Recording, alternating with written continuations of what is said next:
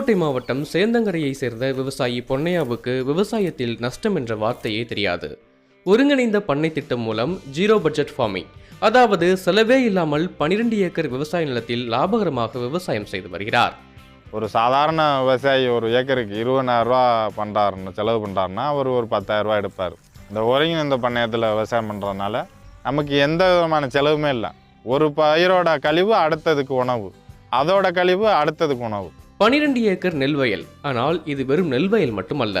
இந்த நெல்வயலில் மீன்களையும் வளர்த்து ஆண்டுக்கு 8 லட்சம் முதல் 10 லட்சம் வரை இவருக்கு வருமானம் கிடைக்கிறது. மீன்களுக்கு உணவாக பாசிகள் வளர்க்கப்படுகின்றன.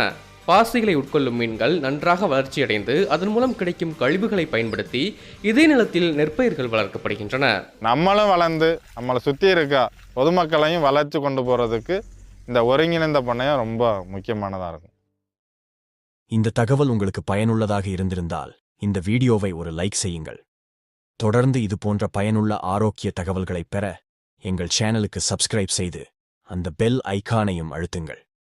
உங்கள் அன்பான நண்பர்கள் மற்றும் உறவினர்களும் ஆரோக்கியமாக இருக்க இந்த வீடியோவை அவர்களுடன் ஷேர் செய்யுங்கள். உங்கள் ஆதரவுக்கு மனமார்ந்த நன்றி.